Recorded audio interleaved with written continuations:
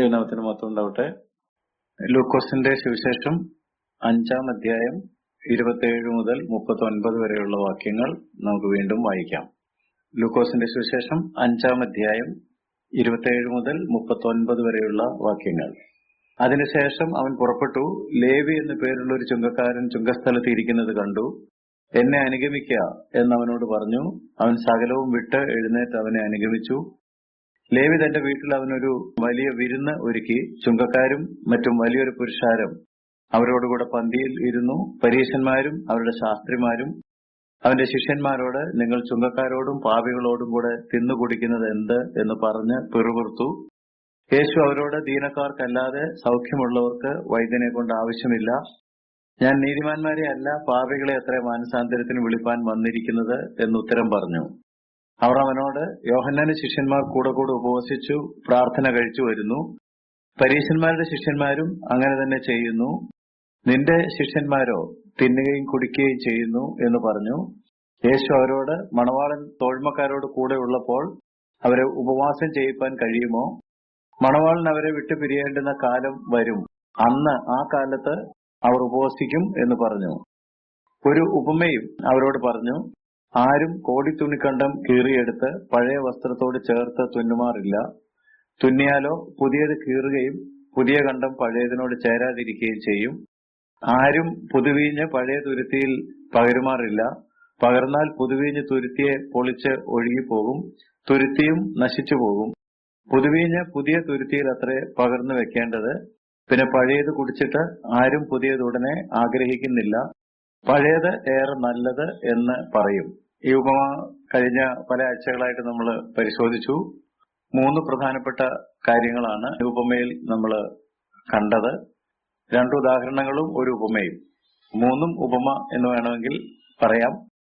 31-ാം വാക്യത്തില്, ദീനക്കാർക്കല്ലാതെ സൗഖ്യമുള്ളവർക്ക് വൈദ്യനെ കൊണ്ട് ആവശ്യമില്ല.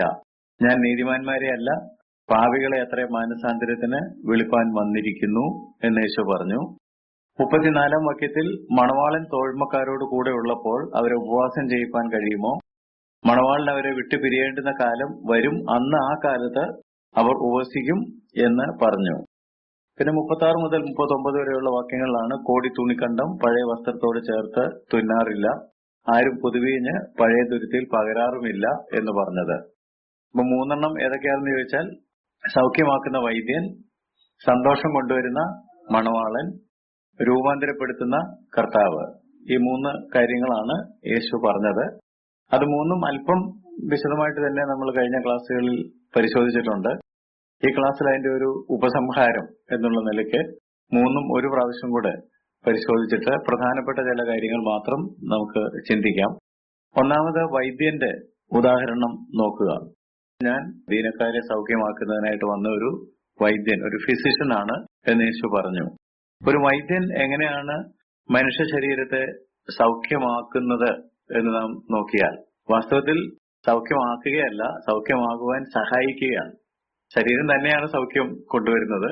ശരീരത്തെ സൗഖ്യമാകാനായിട്ട് ഡോക്ടർ സഹായിക്കുകയാണ്. സഹായകമായ ഘടകങ്ങൾ പലത് പറഞ്ഞു തരുന്നു. ചിലത് ചെയ്യാൻ പറയുന്നു, ചിലത് കഴിക്കാൻ പറയുന്നു. അപ്പൊ നമുക്ക് സൗഖ്യം ആകാനുള്ള സഹായമാണ് വൈദ്യൻ നൽകുന്നത്. അപ്പൊ ആരോഗ്യത്തിന് കൃത്രിമ സാധനങ്ങൾ ഉപയോഗിക്കുന്നില്ല എന്ന് ചോദിച്ചാൽ, ഇഷ്ടംപോലെ കൃത്രിമ സാധനങ്ങൾ ഉപയോഗിക്കുന്നുണ്ട്. കൃത്രിമ പല്ല് ഉപയോഗിക്കുന്നുണ്ട്, അല്ലെ? പേസ് മേക്കർ ഉപയോഗിക്കുന്നുണ്ട്, കൃത്രിമ കാലുകൾ ഉപയോഗിക്കുന്നുണ്ട്. ഒരുപാട് കൃത്രിമ സാധനങ്ങൾ ഉപയോഗിക്കുന്നത് കാണാൻ സാധിക്കും. പക്ഷെ ഇതിനെല്ലാം ബോഡി അക്സെപ്റ്റ് ചെയ്യണം. ഇതിനെ ബോഡി സ്വീകരിക്കുന്നില്ലെങ്കിൽ ബോഡിക്ക് അതുകൊണ്ടൊരു പ്രയോജനവും ഉണ്ടാവുകയില്ല. അതുകൊണ്ടാണ് എല്ലാവരിലും പ്രവർത്തിക്കാത്തത്. അപ്പൊ ശരീരം ശരിക്കും ശരീരത്തെ ഹീൽ ചെയ്യുകയാണെന്നുള്ള പ്രിൻസിപ്പിൾ അവിടെ തന്നെ നിൽക്കുകയാണ്. മനുഷ്യ ശരീരം അതിനെ റിന്യൂ ചെയ്യുന്നതിന്, രൂപാന്തരപ്പെടുത്തുന്നതിനായിട്ട് ശരീരം തന്നെ അനുവദിക്കണം. അതിനുള്ള സഹായ സാധനങ്ങളാണ് വാസ്തവത്തിൽ ഡോക്ടർ നൽകുന്നത്. നമ്മുടെ ശരീരം പരിശോധിച്ച് നോക്കിയാൽ ഒരസുഖം ഇല്ല എന്ന് നിങ്ങൾ പറയുന്നുണ്ടെങ്കിൽ പോലും ഇന്നലത്തെ ശരീരമല്ല. നമ്മുടെ ശരീരം ഓരോ ദിവസവും പുതിയ പുതിയ കോശങ്ങൾ, ആയിരക്കണക്കിന് കോശങ്ങൾ ഒക്കെ ഉണ്ടാക്കിക്കൊണ്ടിരിക്കുന്നുണ്ട്. ഈ സ്കിൻ ഇന്നലത്തെ സ്കിൻ ആയിരിക്കുകയല്ലേ ചിലപ്പോ. നമ്മൾ അത് തിരിച്ചറിയുന്നില്ലെന്ന് മാത്രമേ ഉള്ളൂ. അകത്തും പുറത്തും ഒക്കെ അതുപോലെയുള്ള പല പല പ്രവർത്തനങ്ങൾ നടന്നുകൊണ്ടിരിക്കുകയാണ്. ശരീരം കോൺസ്റ്റന്റ് ആയിട്ട് പുതുമയെ സൃഷ്ടിച്ചുകൊണ്ടിരിക്കുകയാണ്. അതുകൊണ്ടാണ് ഒരു മുറിവുണ്ടായാൽ നമ്മളൊരു മരുന്നും ചെയ്തില്ലെങ്കിൽ തന്നെ കുറച്ച് കഴിയുമ്പോൾ അത് ഉണങ്ങി പോകുന്നുണ്ട്. ശരീരത്തിന് തന്നെ ഹീൽ ചെയ്യുന്നതിനുള്ളൊരു മെക്കാനിസം ഉണ്ട്. നമുക്ക് വേഗം സൗഖ്യം കിട്ടാൻ വേണ്ടി ചില മരുന്നുകളും മെത്തേഡ്സും ഒക്കെ നമ്മൾ നോക്കുന്നുള്ളത് മാത്രമേ ഉള്ളൂ. പഴയതും പുതിയതുമാണ് ഇവിടുത്തെ വിഷയം. The new comes out of the old. മനസ്സിലായോ? പുതിയത് പഴയതിൽ നിന്നാണ് വരുന്നത്. പഴയതില്ലാതെ എന്നാ പിന്നെ ഈ ബോഡി വേണ്ട, ഇത് മുഴുവൻ അങ്ങോട്ട് കളഞ്ഞു വെച്ച് പുതിയൊരെണ്ണം ഉണ്ടാക്കാന്ന് വിചാരിച്ചാൽ പറ്റുകയില്ല. ഈ ബോഡിയെ പുതുക്കുന്നു എന്ന് മാത്രമേ ഉള്ളൂ, പുതുക്കാൻ സഹായിക്കുന്നു എന്ന് മാത്രമേ ഉള്ളൂ. അതാണ് ഈ 3 ഉപമയിൽ നമ്മൾ പഠിക്കാനായിട്ടുള്ള കാര്യം. Something old, something new. പഴയതും വേണം, പുതിയതും വേണം. പഴയതിനെ മുഴുവൻ ഡിസ്കാർഡ് ചെയ്യാൻ ഒക്കുകയില്ല, എല്ലാം പുതുതായിട്ട് വെക്കാനും പറ്റുകയില്ല. ഞാൻ കഴിഞ്ഞ ആഴ്ച പറഞ്ഞ ചക്കക്കുരു ആയിരിക്കും ചിലപ്പോൾ ഏറ്റവും നല്ല ഉദാഹരണം. ചക്കക്കുരുവിനെ 2 തരത്തിൽ നമുക്ക് നശിപ്പിക്കാമെന്ന് പറഞ്ഞു. ഒന്ന് തല്ലി ചതച്ച് ഇല്ലാതാക്കി കളയാം, മറ്റൊന്ന് കുഴിച്ചിട്ടാൽ മതി. കുഴിച്ചിട്ട് കഴിയുമ്പോൾ അത് ഇല്ലാതാകുകയും അതിൽ നിന്ന് പുതിയൊരു പ്ലാവ് വളർന്നു വരികയും ചെയ്യും. അപ്പൊ ചക്കക്കുരു ഉണ്ടോന്ന് ചോദിച്ചാൽ ഇല്ല, ചക്കക്കുരു പോയി. ഇല്ലാതായതുകൊണ്ടാണ് ഈ പുതിയ മരം ഉണ്ടായത്. അപ്പൊ ഈ പഴയതിൽ നിന്നാണ് പുതിയത് വന്നത്. പഴയതില്ലാതെ പുതിയത് വരികയില്ല. നമ്മൾ തന്നെ പുതുതായി ജനിക്കണമെന്ന് പറയുമ്പോൾ ഒന്നാമത് ജനിച്ചെങ്കിലേ പുതുതായിട്ട് ജനിക്കാനൊക്കെ ഉള്ളൂ. അപ്പൊ എനിക്ക് പഴയത് വേണ്ട, ഈ ശരീരം വലിയ കുഴപ്പക്കാരനാണ്, ശരീരം ഇല്ലാതെ പുതുതായി ജനിക്കണമെന്ന് പറഞ്ഞാൽ it won't work. Something old, something new. പഴയതും വേണം, പുതിയതും വേണം. പഴയതിൽ നിന്നാണ് പുതിയത് വരുന്നത്. ശരീരം അങ്ങനെയാണ്, പഴകുന്നുണ്ട്. പക്ഷെ നശിക്കാതെ ഇരിക്കുന്നത് ഈ ശരീരം അതിനെ എന്ത് ചെയ്തുകൊണ്ടിരിക്കുന്നതുകൊണ്ടാണ്? പുതുക്കിക്കൊണ്ടിരിക്കുന്നത് കൊണ്ടാണ്. പുതിയ പുതിയ കാര്യങ്ങൾ തന്ന് നമ്മളെ സഹായിച്ചുകൊണ്ടിരിക്കുന്നത് കൊണ്ടാണ്. അപ്പൊ നമ്മുടെ ഈ പഴയതിനെ പുതുക്കാൻ യേശുക്രിസ്തു സഹായിക്കും. ഈ പഴയതിനെ പുതിയ സൃഷ്ടിയാക്കുന്നതിന് കർത്താവ് സഹായിക്കുന്നു. ഒരുത്തൻ ക്രിസ്തുവിലായാൽ അവൻ പുതിയ സൃഷ്ടിയാണ്. പഴയത് കഴിഞ്ഞുപോയി. ശരീരം അവിടെ ഉണ്ട്, ഈ പഴയ ശരീരം അവിടെ തന്നെ ഉണ്ട്, പഴയ മനസ്സ് അവിടെ തന്നെ ഉണ്ട്. അതിന്റെ മുകളിലാണ് ഈ പുതുമ വരുന്നത്. പിന്നെ ആ പുതുമ വന്നതനുസരിച്ച് മനസ്സും ശരീരമൊക്കെ അതിനെ അനുസരിച്ച് മാറണം എന്ന് മാത്രം. രണ്ടാമത്തെ ഉദാഹരണം യേശു പറഞ്ഞത് മണവാളന്റെ കാര്യമാണ്. ഒരു വിവാഹത്തിന്റെ ഉദാഹരണമാണ് പറഞ്ഞത്. മണവാളനും മണവാട്ടിയും. മണവാളൻ കൂടെ ഉള്ളപ്പോൾ തോഴ്മക്കാർക്ക് ഉപവസിക്കുവാനായിട്ട് കഴിയുകയില്ല. വിവാഹം എന്ന് പറയുന്ന ഒരു സന്തോഷത്തിന്റെ സന്ദർഭമാണ്, ഫാസ്റ്റിങ്ങിന്റെ സന്ദർഭമല്ല, ഫീസ്റ്റിംഗ് ആണ്. ഒരു കല്യാണം കഴിഞ്ഞിട്ടുണ്ടെങ്കിൽ ഒരു പുതിയ വീട് അല്ലെങ്കിൽ ഒരു പുതിയ ഭവനം പണിയാണ്. ഇപ്പൊ പഴയ വീടെല്ലാം ഇടിച്ചു കളഞ്ഞു, പഴയ ബന്ധങ്ങളെല്ലാം അവിടെ ഉണ്ട്. എന്നാൽ അതിൽ നിന്നൊരു പുതിയ ബന്ധം വരികയാണ്. പഴയതിൽ നിന്ന് ഒരു പുതിയ ബന്ധം ഉണ്ടായി വരികയാണ്. പഴയത് പുതിയതിൽ പൂർത്തീകരിക്കപ്പെടുകയാണ്. Old is fulfilled in the new. പുതിയതിൽ പഴയതുണ്ട്, പഴയതിൽ ഉണ്ടായിരുന്നത് പുതിയതിൽ പൂർത്തീകരിക്കപ്പെടുകയാണ്, നിവൃത്തിയാകുകയാണ്. പഴയ തലമുറ, പുതിയ തലമുറ. അപ്പം പഴയ തലമുറയാണ് പുതിയ തലമുറയ്ക്ക് ജന്മം നൽകുന്നത്. പുതിയ തലമുറ എങ്ങനെയൊക്കെ ആണെന്ന് നമ്മൾ പറയും. പഴയ ഞങ്ങൾ അങ്ങനെ അല്ലായിരുന്നു. പക്ഷെ ഈ പഴയ തലമുറയിൽ നിന്നാണ് എന്തുണ്ടായി വന്നത്? പുതിയ തലമുറ ഉണ്ടായി വന്നത്. ന്യൂജൻ അങ്ങനെയാണെന്നൊക്കെ നമ്മൾ പറയും. ഈ ന്യൂജൻ എവിടുന്നാ വന്നത്? അത് ഓൾഡ് ജെന്നിൽ നിന്ന് തന്നെ ഉണ്ടായതാണ്. പഴയ തലമുറയിൽ നിന്നാണ് പുതിയ തലമുറ ഉണ്ടാകുന്നത്. ആ പുതിയ തലമുറ അടുത്ത തലമുറയ്ക്ക് ജന്മം നൽകുന്നു. അപ്പൊ പഴയതുണ്ടെങ്കിലേ പുതിയതുള്ളൂ. പഴയതിൽ നിന്നാണ് പുതിയത് വരുന്നത് എന്നുള്ളത് ഓർക്കണം. അപ്പൊ ദർ ഈസ് കണ്ടിന്യൂറ്റി, ഒരു തുടർച്ച ഇതിനകത്തുണ്ട് എന്നുള്ള കാര്യം മനസ്സിലാക്കണം. പക്ഷെ ഈ കണ്ടിന്യൂറ്റി കൺഫോമിറ്റി അല്ല, പഴയതിനോടങ്ങ് അനുരൂപപ്പെടുകയല്ല. പഴയതിൽ നിന്നാണ് ഒരു പുതിയത് വന്നത്. പഴയ ആളുകൾ ആഗ്രഹിക്കുന്നത് പുതിയവരെല്ലാം പഴയവരെ പോലെ ആയിരിക്കണമെന്നാണ്. ആ പുതിയ തലമുറ പഴയതിനോട് കൺഫോംഡ് ആകുകയല്ല, അനുരൂപപ്പെടുകയല്ല, ഒരു പുതുമയിലേക്കാണ് പോകുന്നത്. പഴയതുണ്ടെങ്കിലേ പുതിയതുള്ളൂ എന്ന് അറിഞ്ഞിരിക്കണം. പഴയ വീട്ടിൽ നിന്ന് കല്യാണം കഴിഞ്ഞൊരു പുതിയ വീട് ഉണ്ടായി എന്ന് പറയുമ്പോൾ the new home is like the old home. അങ്ങനെ 2 വീടിനും ബെഡ്റൂം വേണം, ഡ്രോയിങ് റൂം വേണം, ഡൈനിങ് റൂം വേണം, കിച്ചൺ വേണം. ഇല്ലാതെ പറ്റുമോ? പക്ഷേ ആ റൂമിന്റെ ലേഔട്ടും അതിന്റെ കംഫർട്ടും ഒക്കെ ഒത്തിരി മാറിയിട്ടുണ്ടാവും. പക്ഷെ റൂമിന്റെ ഉപയോഗങ്ങൾക്കൊന്നും കാര്യമായിട്ട് മാറ്റം വന്നിട്ടില്ല. അപ്പൊ പഴയതിൽ നിന്നാണ് എന്ത് വന്നത്? പുതിയത് വന്നത്. ബേസ് പഴയതാണ്. ഈ പഴയ ബേസിൽ നിന്നാണ് പുതിയ ഒരെണ്ണം വരുന്നത്. ശിശുക്കളെയൊക്കെ നമ്മൾ നോക്കുമ്പോൾ എല്ലാ ശിശുക്കളും ഒരുപോലെ ഇരിക്കും. പക്ഷെ ഓരോ ശിശുവും വ്യത്യസ്തമാണ്. ഓരോ ശിശുവിനും അതിൻ്റെതായ തനിമയും പ്രത്യേകതകളും ഒക്കെ ഉണ്ട്. അത് എല്ലാം നോക്കുമ്പോൾ ഒരുപോലെ ഇരിക്കുന്നെങ്കിലും അതിന് വ്യത്യാസമുണ്ട്.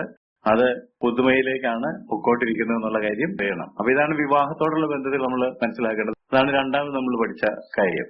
മൂന്നാമത് രൂപാന്തരത്തെ കുറിച്ചാണ്. കർത്താവ് ഒരു പക്ഷേ കൂടുതൽ സമയം ഉപമയായിട്ട് പറഞ്ഞത് രൂപാന്തരത്തെ കുറിച്ചാണ്. ഉപമയിൽ പറഞ്ഞത് പഴയതും പുതിയതും കൂടെ ചേർക്കുന്നതും പഴയതിൽ പുതിയത് ഒഴിച്ചു വെക്കുന്നതുമാണല്ലോ. അപ്പൊ അത് ഉൾക്കൊള്ളണമെങ്കിൽ ഇതിന് മുമ്പിൽ പറഞ്ഞ ഈ രണ്ട് കാര്യങ്ങളും കൂടി ഉൾക്കൊള്ളണം. വൈദ്യന്റെ കാര്യവും മണവാളന്റെ കാര്യവും മനസ്സിലായെങ്കിൽ മാത്രമേ. അതുകൊണ്ടാണ് ഇത് മൂന്നും ഒരുമിച്ച് നമ്മൾ ചിന്തിക്കുന്നത്. അപ്പൊ ഈ തുണിയുടെ കാര്യവും വീഞ്ഞിന്റെ കാര്യവും ചിന്തിക്കുകയാണെങ്കിൽ ഒരു ട്രാൻസ്ഫോർമേഷനെ കുറിച്ചാണ്, ഒരു രൂപാന്തരത്തെ കുറിച്ചാണ് നമ്മൾ പഠിച്ചപ്പോഴൊക്കെ പറഞ്ഞതെന്നുള്ള കാര്യം ഓർക്കുക. ഈ രൂപാന്തരം എന്ന് പറയുന്നത് അകത്തുനിന്ന് പുറത്തേക്ക് വരുന്നതാണ്. പുതിയതാകുന്നത് അകത്താണ്, ചിന്താഗതിയിലാണ്, മനസ്സിലാണ്, ആത്മാവിലാണ് ഈ പുതുമ വരുന്നത്. പുറത്തുനിന്ന് അകത്തേക്ക് കൊണ്ടുപോകുന്നതല്ല, അകത്തുനിന്ന് പുറത്തേക്ക്. അകത്തുള്ള ജീവന്റെ ബഹിർസ്ഫുരണമാണ് പുറമേ നമ്മൾ കാണിക്കുന്നത്. Transformation always comes from inside out. ഈ യഹൂദ മതത്തെ നമ്മൾ നോക്കുകയാണെങ്കിൽ കർത്താവ് യഹൂദ പരീക്ഷാ പ്രമാണികളോടും ശാസ്ത്രിമാരോടും ഒക്കെ ആണല്ലോ കൂടുതൽ ഈ കാര്യങ്ങളൊക്കെ പറഞ്ഞത്. അപ്പം യഹൂദ മതം നമ്മൾ പരിശോധിക്കുകയാണെങ്കിൽ യഹൂദ മതത്തിന് ഉണ്ടായ ഒരു വലിയ പ്രശ്നം, യേശുക്രിസ്തു സുവിശേഷവുമായിട്ട് വന്നപ്പോൾ യേശുക്രിസ്തു പഴയതിൽ ഊന്നിയാണ് പറഞ്ഞല്ലോ, ഞാൻ നീക്കുവാനല്ല നിവർത്തിപ്പാനാണ്. ന്യായപ്രമാണമോ പ്രവാചകന്മാരെയോ ഒന്നും നീക്കിക്കളയാനായിട്ടല്ല ഞാൻ വന്നത്. ഗിരിപ്രഭാഷണത്തിൽ യേശു പറഞ്ഞു തുടങ്ങിയപ്പോൾ തന്നെ ഞാനോ നിങ്ങളോട് പറയുന്നത് കൊല ചെയ്യരുത് എന്ന് നിങ്ങൾ കേട്ടിട്ടുണ്ടല്ലോ. അപ്പൊ അവർ പള്ളി വായിച്ചു കേട്ടിട്ടുണ്ട്, പഴയ ആളുകൾ പറഞ്ഞു കേട്ടിട്ടുണ്ട്, അതുകൊണ്ടാണ് കേട്ടിട്ടുണ്ടല്ലോ എന്ന് പറഞ്ഞത്. എന്നാൽ നിങ്ങളത് മനസ്സിലാക്കിയിരിക്കുന്ന രീതിയിലല്ല ഞാൻ നിങ്ങളോട് പറയുന്നത്. മറ്റവര് പറയുന്നത് കൊല ചെയ്തെന്ന് പറഞ്ഞാൽ കൊല്ലാക്കൊല ചെയ്യാം, കാല് രണ്ടും അങ്ങ് അടിച്ചൊടിച്ചേര്, പ്രത്യേകം ശ്രദ്ധിച്ചേക്കണം, ജീവൻ പോകും. അപ്പൊ നിങ്ങൾ എന്ത് ചെയ്തിട്ടില്ല? കൊല ചെയ്തിട്ടില്ല. യേശു പറഞ്ഞു ഞാനോ നിങ്ങളോട് പറയുന്നത് നിന്നെ ഞാൻ എടുത്തോളാം എന്ന് പറയുമ്പോൾ തന്നെ കൊല ചെയ്ത് കഴിഞ്ഞു എന്നാണ് പറഞ്ഞത്. അല്ലെങ്കിൽ നീയൊക്കെ എനിക്ക് നിസ്സാരനാണ് എന്ന് പറയുമ്പോൾ തന്നെ നാം കൊല ചെയ്ത് കഴിഞ്ഞു. അപ്പൊ ആ പഴയതിൽ നിന്നാണ് എന്ത് വന്നത്? പുതിയത് വന്നത്. പഴയത് അവിടെ ഉണ്ട്, അതിനെ മനസ്സിലാക്കിയ നമ്മുടെ അകത്ത് ഉൾക്കൊണ്ട രീതിയിലാണ് വ്യത്യാസം വന്നിരിക്കുന്നത് എന്നുള്ളത് കൊണ്ട് യഹൂദന്മാർക്ക് അതാണ് ഉൾക്കൊള്ളാൻ കഴിയാതെ. ജൂയിഷ് റിലിജനെ നമ്മൾ നോക്കുകയാണെന്നുണ്ടെങ്കിൽ അവരെ സുവിശേഷത്തെയും യേശുക്രിസ്തുവിനെയും സംശയദൃഷ്ടിയോടെ നോക്കുകയും തിരസ്കരിക്കുകയും ചെയ്തു. യേശു എന്തോ പുതിയൊരു സാധനം സ്ഥാപിക്കാനായിട്ടാണ് വന്നിരിക്കുന്നത്. യേശു പറഞ്ഞ കാര്യം ഞാനിപ്പോ പറഞ്ഞത്, ഞാൻ നീക്കുവാനല്ല നിവർത്തിപ്പാനാണ്. പക്ഷെ അവര് ചിന്തിച്ചത് എന്തോ ഒരു പുതിയ മതം സ്ഥാപിക്കുന്നതിനായിട്ടാണ് വന്നിരിക്കുന്നത്, എന്തോ ഒരു തീവ്രവാദിയാണ്, അതുകൊണ്ട് അവനെ അങ്ങ് അംഗീകരിച്ചാൽ ഒക്കുകയില്ല, അവനെ തിരസ്കരിക്കണം എന്നത് അവര് ചിന്തിക്കുകയും അവരുടെ മനസ്സിൽ അവർ പറഞ്ഞുകൊണ്ടിരുന്നത് എന്താണെന്ന് ചോദിച്ചാല് പഴയതാണ് നല്ലത്, പുതിയതൊന്നും വേണ്ട. അവർ പറയാതെ പറഞ്ഞുകൊണ്ടിരുന്നതെന്ന് ചിന്തിച്ചു നോക്കിയേ. നീ പറയുന്ന പുതിയതൊന്നും ഇവിടെ ആവശ്യമില്ല, പഴയത് ഞങ്ങൾക്കുണ്ട്, പഴയ പ്രമാണങ്ങൾ പഴയ നിയമം ഞങ്ങളിൽ ഇരിപ്പുണ്ട്, നീ പുതിയ നിയമം ഒന്നും കൊണ്ടുവരണ്ട. യേശുവിന്റെ പ്രസംഗ ശൈലിയെ കുറിച്ച് സുവിശേഷങ്ങൾ പറയുന്നത് ശാസ്ത്രിമാരെ പോലെയോ പരീശന്മാരെ പോലെയോ അല്ല, അവൻ അധികാരമുള്ളവനായിട്ടാണ് സംസാരിച്ചത്. അവൻ പറയുക മാത്രമല്ല, പറഞ്ഞതൊക്കെ അവിടെ നടപ്പാവുകയും തന്റെ ജീവിതത്തിൽ പ്രവൃത്തിയിൽ കാണിച്ചു കൊടുക്കുകയും ചെയ്തു. പരീശന്മാർക്കോ ന്യായശാസ്ത്രിമാർക്കോ അങ്ങനെ ചെയ്യാൻ കഴിഞ്ഞില്ല. എങ്കിലും അങ്ങനെ മതി, അതല്ലാതെ പുതിയൊരു രീതിയിൽ ഒരു കാര്യവും ചെയ്യണ്ട, പഴയത് തന്നെ മതി, പഴയത് തന്നെ മതി, ദി ഓൾഡ് ഈസ് ബെറ്റർ എന്നാണ് അവര് പറഞ്ഞുകൊണ്ടിരുന്നത്. അപ്പൊ നമ്മള് പൊതുവായിട്ട് മനസ്സിലാക്കേണ്ട ഒരു തത്വം എന്താണെന്ന് ചോദിച്ചാൽ, people are very slow to change. മാറ്റങ്ങൾ വരുത്താൻ ആളുകൾ വളരെ മടിയന്മാരാണ്. ഞാൻ എപ്പോഴും സങ്കടങ്ങൾ സകലവും തീർന്നു പോയെന്നുള്ള പാട്ടാണ് ഓർക്കാറ്. പാട്ട് എഴുതിയ ആള് കുഞ്ഞാടിന്റെ വിലയേറിയ നീളത്തിൽ മറഞ്ഞ് ഞാൻ അരക്ഷണത്തിൽ നിന്ന് എഴുതിയത്. നമ്മളങ്ങ് മറ്റേ ആ ക്ഷണത്തിൽ നിന്നങ്ങാക്കി. അതിന് കാര്യം നമ്മൾ നോക്കിയിട്ട് അരക്ഷണത്തിൽ ഒരു കാര്യവും സംഭവിക്കുന്നില്ല. പാട്ടുകാരൻ അരക്ഷണം എന്ന് പറഞ്ഞു. അപ്പൊ നമുക്ക് ഈ രൂപാന്തരം വരുന്നത് അരക്ഷണത്തിലാണ്. ദൈവത്തിന്റെ പരിശുദ്ധാത്മാവ് നമ്മുടെ ഉള്ളിൽ പ്രവർത്തിക്കുമ്പോൾ അരക്ഷണത്തിൽ. പക്ഷെ അരക്ഷണത്തിൽ വരുന്നില്ല. We are very slow to change. നമുക്ക് രൂപാന്തരം വരാനായിട്ട് സമയം വേണം. അപ്പൊ നമ്മളൊരു വർഷത്തിന്റെ അവസാനമാണ് എത്തിയിരിക്കുന്നത്. അപ്പൊ ഈ കഴിഞ്ഞ വർഷം മുഴുവൻ നമ്മൾ ചിന്തിച്ചതിനോടുള്ള ബന്ധത്തില് എന്ത് മാറ്റം എന്റെ ജീവിതത്തിൽ വന്നു എന്ന് ചിന്തിക്കുകയാണെങ്കിൽ very slow to change. Rapid change ആയിരുന്നെങ്കിൽ സഭയിൽ തന്നെ ഒരുപാട് റാപ്പിഡ് ആയിട്ടുള്ള ചേഞ്ചസ് വന്നേനെ. പക്ഷെ people are very slow to change. നമുക്ക് തന്നെ വന്ന മാറ്റം നമ്മൾ തിരിഞ്ഞു നോക്കിയാൽ പുതുജന്മമൊക്കെ സംഭവിച്ചു, പക്ഷെ അതിൽ പറഞ്ഞിരുന്ന എല്ലാ കാര്യങ്ങളിലേക്കും എത്താനായിട്ട് സാധിക്കുന്നില്ല. എന്നാൽ ഒരളവിൽ സാധിക്കുന്നുണ്ട്. It all shows that change is very slow. അതുകൊണ്ട് നമ്മൾ പലപ്പോഴും ചേഞ്ച് വേണ്ട എന്ന് പറഞ്ഞ് നിൽക്കരുത് എന്നുള്ളതാണ്. യഹൂദന്മാർക്ക് പറ്റിയതാണ്. അവർ വളരെ സ്ലോ ആയതുകൊണ്ട് അവര് പുതിയതിനെ റെസിസ്റ്റ് ചെയ്തു. അത് വേണ്ട, ഈ പഴയത് മാത്രം മതി എന്ന് പറഞ്ഞു. ഒരുപക്ഷെ നമ്മൾ വേദപുസ്തകത്തില് എബ്രായ ലേഖനം ഓർക്കുകയാണെന്നുണ്ടെങ്കിൽ, എബ്രായ ലേഖനം എഴുതിയത് തന്നെ എന്തിനാണെന്ന് ചോദിച്ചാല് വിശ്വാസത്തിലേക്ക് വന്ന എബ്രായ വിശ്വാസികൾ, നമ്മളിപ്പോ പറഞ്ഞതുപോലെ സ്ലോ ടു ചേഞ്ച്, അവര് നോക്കിയപ്പോൾ ഈ പുതിയ വഴിയിലേക്ക് ക്രൈസ്തവ വിശ്വാസത്തിലേക്ക് വന്നപ്പോൾ പഴയതിലുണ്ടായിരുന്ന പലതും കാണുന്നില്ല. പുരോഹിതനില്ല, ദേവാലയമില്ല, തിരശ്ശീലയില്ല, യാഗങ്ങളില്ല. അപ്പൊ ഇതൊന്നും കാണാത്തത് കൊണ്ട് പുതിയത് മോശമാണ്, ഓൾഡ് ഈസ് ബെറ്റർ എന്നുള്ള തിങ്കിങ് അവർക്കുണ്ടായി. പഴയതാണ് നല്ലത്. കാരണം അവിടെ ആണെങ്കിൽ എന്തെങ്കിലുമൊക്കെ കാണാനും കേൾക്കാനും നോക്കാനും ഒക്കെ ഉണ്ടായിരുന്നു. ഇവിടെ പാട്ടും പ്രാർത്ഥനയും ബൈബിൾ സ്റ്റഡിയും മാത്രം, വേറൊന്നുമില്ല അല്ലെ. വെടിക്കെട്ടില്ല, മിമിക്സ് പരേതില്ല, കഥാകാലക്ഷേപം ഇല്ല, ഫിലിം ഷോ ഇല്ല. പള്ളിയിൽ പോയിട്ടുള്ളവരാണെങ്കിൽ നമുക്കറിയാം ആണ്ടുതോറും ഈ ക്രിസ്മസ് സമയമൊക്കെ ആകുമ്പോഴത്തേക്ക് ഒരുപാട് ഷോയും കാര്യങ്ങളും ഒക്കെ ഉണ്ട്. അപ്പൊ നമ്മളെന്താ, ഓൾഡ് ഈസ് ബെറ്റർ, പഴയതായിരുന്നു നല്ലത്, ഈ പുതിയത് അത്രയ്ക്ക് നല്ലതല്ല. യഹൂദ മതത്തിൽ നിന്ന് വിശ്വാസത്തിലേക്ക് വന്ന ആളുകൾക്ക് ഈ ചിന്ത ഉണ്ടായപ്പോൾ എബ്രായലേഖനം നിങ്ങൾ വായിച്ചു നോക്കുകയാണെങ്കിൽ അതിനകത്ത് ആവർത്തിച്ചു വരുന്ന ഒരു കാര്യം, ഏറെ നല്ലത്. അവരോ ഏറെ നല്ലതിനെ, സ്വർഗീയമായതിനെ തന്നെ കാംക്ഷിച്ചിരുന്നു. അപ്പൊ ഈ പഴയ വിശ്വാസ വീരന്മാരെ കുറിച്ച് എടുത്ത് പറഞ്ഞവരൊക്കെ പഴയവരായിരുന്നെങ്കിലും അവരതിനേക്കാൾ ഏറെ നല്ലതിനെ, പിന്നെ കർത്താവായ യേശു ക്രിസ്തുവിന്റെ ശുശ്രൂഷ എന്ന് പറയുന്നത് ഏറെ നല്ലതാണ്. പ്രവാചകന്മാരെക്കാൾ, മോശയേക്കാൾ, ദൂതന്മാരെക്കാൾ ഒക്കെ മികച്ചവനാണ്, അവരെക്കാളൊക്കെ ഏറെ നല്ലവനാണ്. യേശുവിന്റെ ശുശ്രൂഷ ഏറെ നല്ലതാണ്. പണ്ട് കൈപ്പണിയായ ഒരു ആലയമാണ് ഉണ്ടായിരുന്നെങ്കിൽ ഇപ്പോൾ കൈപ്പണി അല്ലാത്ത, വലിപ്പമുള്ള, തികവേറിയ പഴയ ആലയത്തെ കുറിച്ച് ചിന്തിക്കുമ്പോൾ അതിന് ലിമിറ്റേഷൻസ് ഉണ്ടായിരുന്നു. അത് കുറച്ചുപേരെ മാത്രമേ ഉൾക്കൊള്ളുള്ളായിരുന്നു. പക്ഷെ പുതിയ ആലയത്തിൽ വലിപ്പവും തികവുമേറിയ ഒരാലയത്തിൽ കൂടി തന്റെ ദേഹം എന്ന തിരശ്ശീല ചിന്തി പിതാവിന്റെ സന്നിധിയിലേക്ക് ജീവനുള്ള പുതിയ വഴി തുറന്നു. ഇങ്ങനെയൊക്കെ വായിച്ചിട്ടുള്ളത് ഓർക്കുന്നില്ലേ? അപ്പൊ അവിടെ ആ ലേഖനകർത്താവ് എൻകറേജ് ചെയ്യുകയാണ്, നിങ്ങൾ വന്നിരിക്കുന്നത് പഴയ സ്ഥലത്തല്ല, പഴയതിനേക്കാൾ എത്രയോ ബെറ്റർ ആയിട്ടുള്ള ഒരു സ്ഥലത്താണ്. ദ ന്യൂ ഈസ് ബെറ്റർ എന്നുള്ളതാണ് ആശയം. വാസ്തവത്തിൽ എബ്രായ ലേഖനം നമ്മളോട് പറയുന്ന ആശയം ചുരുക്കത്തിൽ പറയുകയാണെങ്കിൽ, the new is far far better than the old. പഴയത് വേണ്ടെന്നല്ല, പഴയതിൽ ബേസ് ചെയ്താണ്. പഴയ നിയമത്തിൽ നിന്നുള്ള ഉദ്ധരണികളാണ് 1-ാം അധ്യായം തൊട്ട് നോക്കിയാൽ നിങ്ങൾക്ക് കാണാൻ കഴിയുന്നത്. അതുപോലെ സുവിശേഷങ്ങൾ വായിച്ചാലും മത്തായി സുവിശേഷം മുതൽ എടുത്തു നോക്കി ഓരോ ഉദ്ധരണികൾ പറഞ്ഞിട്ട് നിവൃത്തിയാകേണ്ടതിന്, നിവൃത്തിയാകേണ്ടതിന്, നിവൃത്തിയാകേണ്ടതിന് എന്നിങ്ങനെ കാണാം. ഇപ്പൊ പഴയത് അതേപടി എടുത്ത് കളയല്ല, ആ പഴയതിന്റെ ഫുൾഫിൽമെന്റ് പുതിയ രീതിയിൽ വന്നിരിക്കുന്നു. പഴയതിൽ നിന്നാണ് പുതിയത് വരുന്നത്. And the new is better than the old.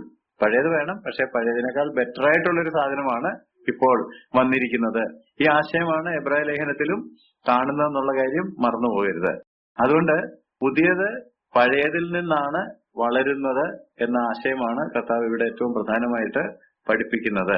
The new has grown out of the old.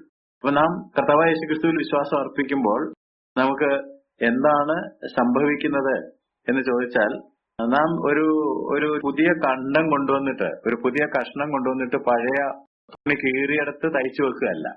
അതാണല്ലോ ഉപമ, അല്ലെ? ഉപമയെന്നല്ലേ, ഒരു പുതിയ തുണിയുടെ കഷ്ണം കൊണ്ടുവന്നിട്ട് പഴയ ഉടുപ്പിനൊരു കീറൽ ഉണ്ടായതുകൊണ്ട് അവിടെ ചേർത്ത് തയ്ക്കുക. അതല്ല യേശു ക്രിസ്തുവിന്റെ ശുശ്രൂഷ എന്നാണ് യേശു പഠിപ്പിച്ചത്. യേശു ആരാണ്, യേശു എന്തിനു വന്നു എന്നുള്ളത് നമ്മൾ പരിഗണിക്കുന്നുണ്ട്. ഈ ഉപമയ്ക്കകത്തുനിന്ന് നേരത്തെ പറഞ്ഞിട്ടുണ്ട്. അപ്പൊ യേശു എന്തിനു വന്നു എന്ന് ചോദിച്ചാൽ, നമ്മുടെ ജീവിതത്തിൽ ഉണ്ടായിരുന്ന ചില കീറലുകൾ പുതിയതൊരെണ്ണം വെച്ച് തയ്ച്ച് ശരിയാക്കാൻ വേണ്ടിയാണോ? അല്ല. അങ്ങനെയാണെങ്കിൽ എന്ത് സംഭവിക്കുന്ന പറഞ്ഞത്, അടുത്ത അലക്ക് വരെ നിൽക്കുകയുള്ളൂ. അലക്ക് വരുമ്പോഴത്തേക്ക് പുതിയത് ശൃംഖിയും ചുരുങ്ങി പോകും, കീറൽ വല്ലാതെയാകും. വല്ലാതെയായിട്ട് ഇത് രണ്ടും കൂടെ ചേരുകയില്ല. അതുകൊണ്ട് അങ്ങനെ പഴയ ഉടുപ്പിൽ ചില പുതിയ പുതിയ ആശയങ്ങൾ വെച്ചുചേർക്കാനല്ല വന്നത്. പിന്നെ എന്തിനാ വന്നത്? യേശു നമ്മുടെ അകത്ത് വന്നിട്ട് പഴയത് മുഴുവൻ കളഞ്ഞിട്ടില്ല, പക്ഷെ നമ്മെ സമൂലമായി രൂപാന്തരപ്പെടുത്തുവാൻ, പഴയതിൽ നിന്ന് പുതിയതിനെ രൂപാന്തരപ്പെടുത്തി എടുക്കുവാനായിട്ടാണ്. 2 കൊരിന്ത്യർ ലേഖനം 5:17, ഒരുവൻ ക്രിസ്തുവിലായാൽ അവൻ പുതിയ സൃഷ്ടി ആകുന്നു, പഴയത് കഴിഞ്ഞുപോയി. പഴയത് അവിടെ ഉണ്ടായിരുന്നു, ആ പഴയതിൽ നിന്നാണ് ഈ പുതിയത് വന്നത്. പഴയത് കഴിഞ്ഞുപോയി, ഇതാ അത് പുതുതായി തീർന്നിരിക്കുന്നു. All things are passed away, behold all things are become new. പഴയതുണ്ടായിരുന്നു, ആ പഴയതിൽ നിന്നാണ് ഈ പുതിയത് വന്നത്. ഇപ്പോൾ പഴയതൊന്നും കാണുന്നില്ല, കാരണം പഴയതെല്ലാം എന്തായിപ്പോയി? പുതിയതായിപ്പോയി. ഇതാണ് യേശുക്രിസ്തു നമുക്ക് ചെയ്തു തരുന്നതെന്നുള്ളത് നിങ്ങൾക്ക് അറിയാം. ഇപ്പൊ യേശുവിന്റെ ഉപമ നമ്മൾ പഠിക്കുന്നു എന്ന് മാത്രമേ ഉള്ളൂ, പുതിയ കാര്യങ്ങളൊന്നും പഠിക്കുന്നില്ല. ഉപമ എന്തിനാ യേശു പറഞ്ഞത്, അതുവഴി എന്താണ് നമ്മൾ ഗ്രഹിക്കേണ്ടതെന്നുള്ളത് മാത്രമേ വ്യാഖ്യാനിക്കുന്നുള്ളല്ലോ. അതുകൊണ്ട് പഴയത് ഉണ്ട്, പഴയതിൽ നിന്നാണ് പുതുമ വരുന്നത്. അങ്ങനെ ഒരുത്തൻ ക്രിസ്തുവിലായാൽ, ക്രിസ്തു ഒരുത്തനിലായാൽ അവൻ പുതിയ സൃഷ്ടിയാണ്, പഴയത് പുതിയതായി മാറുന്നു. യേശു പരീശന്മാരെയും യഹൂദന്മാരെയും ഒക്കെ ഇത് പഠിപ്പിച്ചത് എന്തിനാണെന്ന് ചോദിച്ചാല്, റിലിജിയൻ എന്താണ് ചെയ്യുന്നത്, യേശു എന്താണ് ചെയ്യുന്നത് എന്നുള്ളതൊന്ന് താരതമ്യം ചെയ്ത് പഠിക്കാനാണ്. നമുക്കും അത് പഠിക്കണം. മതം എന്താ ചെയ്യുന്നത്, യേശുക്രിസ്തു എന്താണ് ചെയ്യുന്നത്. യഹൂദ മത പ്രമാണിമാരോടാണ് ഈ കാര്യം യേശു പറഞ്ഞ് മനസ്സിലാക്കാൻ ശ്രമിക്കുന്നത്. അവരുടെ സ്വാധീനത്തിൽ കിടക്കുന്ന ജനങ്ങളാണ് ഇത് കേൾക്കുന്നത് എന്നുള്ള കാര്യം ഓർക്കണം. അപ്പൊ യഹൂദ മത പ്രമാണിമാര് മതത്തിലേക്കാണ് ആളുകളെ ചേർക്കുന്നത്. നിങ്ങൾ ഒരുത്തനെ മതത്തിൽ ചേർക്കുവാൻ കരയും കടലും താണ്ടി നടക്കുന്നു, എന്നിട്ട് ചേർന്ന ശേഷം അവനെ ഇരട്ടിച്ച നരകത്തിന് യോഗ്യനാക്കുന്നു. അപ്പൊ അവരെന്താണ് ആചരിച്ചിരുന്നത്? മതമാണ് ആചരിച്ചിരുന്നത്. നമ്മളൊക്കെ ഒരു മതാചാരത്തിലേക്ക് അധപ്പതിച്ചു പോയാൽ, അങ്ങനെ അധപ്പതിച്ചു പോകാതിരിക്കാൻ വേണ്ടിയാണ് എപ്പോഴും പുതുതാകണം, പുതുജീവൻ വേണം, മാനസാന്തരം വേണം എന്നൊക്കെ പാസ്റ്റർമാര് തീവ്രമായിട്ട് പ്രസംഗിച്ചുകൊണ്ടിരിക്കുന്നത്. എന്തിനാണെന്ന് ചോദിച്ചാൽ, ഈ ഒരു കാര്യം കുറെ നമ്മളങ്ങ് ആചരിച്ചു കഴിയുമ്പോഴത്തേക്ക് അത് എന്തായിട്ട് മാറും? മതമായിട്ട് മാറും. ഇപ്പൊ റിലിജൻ ആയി കഴിഞ്ഞാൽ പിന്നെ റിലിജൻ ചെയ്യുന്നത് എന്താണെന്ന് ചോദിച്ചാല് ജീവിതത്തിലെ ബലഹീന മേഖലകളെ ഇടയ്ക്കിടയ്ക്ക് ശക്തിപ്പെടുത്തി കൊടുക്കുക എന്നുള്ളതാണ്. പാച്ചിങ് അപ്പ്, അതായത് കീറിപ്പോയ സ്ഥലങ്ങളിലൊക്കെ പുതിയ തുണി വെച്ച് തയ്ച്ചു കൊടുക്കുക എന്നുള്ളതാണ് അവര് ചെയ്യുന്നത്. Patch up weak spots in your life. പൊതുവെ നമ്മൾ കേൾക്കുന്നതാണല്ലോ, എല്ലാവരുടെയും ജീവിതത്തിൽ ബലഹീനമായിട്ടുള്ള സ്ഥലങ്ങളുണ്ട്. അപ്പൊ ആ ബലഹീന സ്ഥലത്തൊക്കെ ബലം വെക്കാനായിട്ട് ചില ആശയങ്ങൾ, ഇത് പ്രയോഗിച്ചാൽ അവിടെ ബലം വെക്കും. പക്ഷെ ഒരു അലക്ക് കഴിയുമ്പോഴത്തേക്ക് ഈ ബലം വെച്ച സ്ഥലം ക്ഷയിച്ചിട്ട് ചീന്തൽ വല്ലാതെയായി പോകും. അപ്പൊ റിലിജൻ എപ്പോഴും ചെയ്യുന്നത് എങ്ങനെയാണെന്ന് വെച്ചാൽ പാച്ചിങ് അപ്പ്, അല്ലെങ്കിൽ ഏച്ചു വെച്ച് തയ്ച്ച് ഓട്ടയൊക്കെ അടച്ച് കുഴപ്പമില്ല, ഇങ്ങനെ ചെയ്താൽ മതി, അങ്ങനെ ചെയ്താൽ മതി എന്നൊക്കെ പറഞ്ഞ് നമ്മളെ സമാധാനിപ്പിക്കുകയാണ് ചെയ്യുന്നത്. എന്നാൽ കർത്താവായ യേശുക്രിസ്തു നമുക്ക് എന്താ നൽകുന്നതെന്ന് ചോദിച്ചാൽ, അവിടെ ഇവിടെയും പൊത്തുവരുത്തം വരുത്തിയിട്ട് അത് പുതിയതായിട്ടുണ്ട്, കീറൽ മാറിയിട്ടുണ്ടെന്നുള്ളൊരു ഇംപ്രഷൻ ഉണ്ടാക്കുകയല്ല. യേശു നമ്മുടെ അകത്ത് വന്നിട്ട് ഒരു പുതുജീവൻ പകർന്നിട്ട്, യേശു പറഞ്ഞു, ഞാൻ വന്നത് നിങ്ങൾക്ക് ജീവൻ ഉണ്ടാകുവാനായിട്ടാണ്, സമൃദ്ധമായിട്ടുള്ള ജീവൻ ഉണ്ടാകുവാനായിട്ടാണ്. നിങ്ങൾ പുതുതായി ജനിക്കണം. പുതുതായി ജനിക്കണം എന്ന് പറഞ്ഞാൽ ആദ്യം അമ്മയിൽ നിന്ന് ജനിക്കണം. അതുകൊണ്ടാണ് നിങ്ങൾ വെള്ളത്താലും ആത്മാവിനാലും ജനിക്കണം. വെള്ളത്താൽ നിങ്ങൾ ജനിച്ചിട്ടുണ്ട്, മാതാപിതാക്കളിൽ നിങ്ങൾ ജനിച്ചിട്ടുണ്ട്, അസ്തിത്വം നിങ്ങൾക്കുണ്ട്. വെള്ളത്താൽ ജനിക്കുന്ന സ്നാനമല്ല, അപ്പനെ അമ്മയിൽ നമ്മൾ ജനിച്ചിട്ടുണ്ട്. ഇനി ആത്മാവിൽ കൂടി ജനിക്കണം. അപ്പൊ പഴയതിന്റെ മേൽ ഒരു പുതിയത് വരണം. അപ്പൊ അങ്ങനെ അത് നമ്മുടെ അകത്തേക്ക് വരുമ്പോൾ രൂപാന്തരം നൽകുന്ന ഒരു പുതുജീവനാണ് നമ്മുടെ അകത്തേക്ക് വരുന്നത്. ഈ ജീവനായിരിക്കുന്ന ക്രിസ്തു എന്റെ അകത്തേക്ക്, നിങ്ങളുടെ അകത്തേക്ക് വരുമ്പോൾ നമ്മുടെ ജീവിതത്തിൽ ഒരു താൽക്കാലിക കാര്യമല്ല സംഭവിക്കുന്നത്. അങ്ങനെ ആണെന്നുണ്ടെങ്കിൽ അത് വൈകാരികമായിരുന്നു എന്ന് പറയേണ്ടതായിട്ട് വരും, അല്ലെങ്കിൽ അത് റിലിജിയൻ ആയിരുന്നു എന്ന് പറയേണ്ടി വരും. യഥാർത്ഥത്തിൽ പുതുതായി ജനിച്ച് ക്രിസ്തുവുമായിട്ടൊരു ബന്ധത്തിൽ വരുന്ന ആളുടെ അകത്തേക്ക് ഒരു താൽക്കാലിക പരിഹാരം അല്ല, സ്ഥായിയായ ഒരു മാറ്റമാണ്. ഞാൻ നേരത്തെ പറഞ്ഞതുപോലെ ആ സ്ഥായിയായ മാറ്റം ഏത് സാഹചര്യത്തെയും പിടിച്ചു നിൽക്കാനായിട്ട് മതിയായതായിരിക്കും. കാരണം യേശു അവിടെ ഉണ്ട്, യേശു നമ്മളുടെ കൂടെ ഇരിക്കുകയാണ്. നിന്നെ കൈവിടുകയല്ല, ഉപേക്ഷിക്കുകയല്ല, കൂരിട്ടിന്റെ താഴ്വരയിൽ ഞാൻ നിന്റെ കൂടെ ഉണ്ട്. അങ്ങനെ ഒരു പുതിയ ശക്തിയിലേക്ക്. മതത്തിലായിരിക്കും നമുക്ക് അതിനുള്ളൊരു ശക്തിയില്ല. നമുക്ക് മതമാണോ ക്രിസ്തുവിലുള്ള പുതുജീവനാണോ ഉള്ളതെന്ന് അറിയുന്നത് എങ്ങനെയാണെന്ന് ചോദിച്ചാല്, when the next crisis comes, നമ്മുടെ ജീവിതത്തിൽ അടുത്തൊരു പ്രതിസന്ധി വന്ന് വീഴുമ്പോഴാണ് എനിക്ക് അതിനെ തരണം ചെയ്യാനായിട്ട് ക്രിസ്തു കരുത്ത് തരുന്നുണ്ടോ. മതത്തിന് കരുത്ത് തരാനൊക്കെയല്ല. ജീവിതത്തിലുടനീളം എന്തുണ്ട്? ക്രൈസിസ് ഉണ്ട്, പ്രതിസന്ധികളുണ്ട്. ആ പ്രതിസന്ധികളിലൊക്കെ അതിജീവിച്ച് മുന്നോട്ട് പോകുന്നതിനുള്ള കരുത്താണ് പുതുജീവൻ. എന്നാൽ ജീവനില്ല, നമുക്ക് ഉണ്ടായിരുന്നിടത്ത് ഒരു പഴയ സാധനത്തിന് മേലൊരു പുതിയത് വെച്ച് പിടിപ്പിച്ചതേ ഉള്ളെങ്കിൽ അടുത്ത പ്രതിസന്ധി വരുമ്പോഴത്തേക്ക് അത് വല്ലാതായി ചിന്തി ഇതൊന്നിനും കൊള്ളാത്ത തരത്തിൽ നാം തകർന്നു പോകും. അങ്ങനെ തകർന്നു പോകാതെ ഇരിക്കത്തക്ക തരത്തിൽ നമ്മളെ ഹോൾഡ് ചെയ്യുന്നത് നമ്മുടെ അകത്ത് വന്ന പുതിയ ജീവനാണ് എന്ന് അറിഞ്ഞിരിക്കണം. നേരത്തെ പറഞ്ഞതുപോലെ ഈ ചേർത്ത് തുന്നുന്നത് കാണുമ്പോൾ സാറ്റിസ്ഫാക്ടറി ആയിട്ട് തോന്നും. ഉടുപ്പ് കീറിയെടുത്ത് ചിലപ്പോൾ അതേ കളറിലുള്ള തുണി, അതേ കളറിലുള്ള നൂലുകൊണ്ട് തയ്ച്ചു വെച്ച് കഴിയുമ്പോൾ ഇതൊരു കുഴപ്പമില്ല, നന്നായിട്ടുണ്ട് എന്ന് ഒറ്റ നോട്ടത്തിൽ നമുക്ക് തോന്നുള്ളൂ. എങ്ങനെയുണ്ടെന്ന് ചോദിക്കുമ്പോൾ കൊള്ളാം, തരക്കേടില്ല, അറിയത്തില്ല കേട്ടോ എന്ന് പറയും. അതങ്ങനെ ചേർത്ത് തന്നത് ടൈലറിന്റെ കരവിരുതാണ്, മത നേതാക്കന്മാരുടെ കഴിവാണ്. പക്ഷെ അത് സ്റ്റാൻഡ് ചെയ്യുമോ ഇല്ലയോ എന്നുള്ളത് അറിയുന്നത് അടുത്ത അലക്കിനാണ്. അതോ ചീന്തൽ വല്ലാതെ ആകുമോ, അലക്കിയപ്പോഴാണ് ചേർത്ത് തുന്നിയ തുണി വിട്ടുപോയി, കീറൽ കുറെ കൂടെ വലുതായി എന്നുള്ളത് കാണാനായിട്ട് കഴിയുന്നത്. അപ്പൊ പുതിയ കണ്ടം പഴയതിനോട് ചേരാതിരിക്കുകയും ചേർന്നത് കീറിപ്പോവുകയും ചെയ്യുന്ന ഒരവസ്ഥ ഉണ്ടാകുന്നത് പുതുമ അകത്തേക്ക് വരാത്തത് കൊണ്ടാണ്.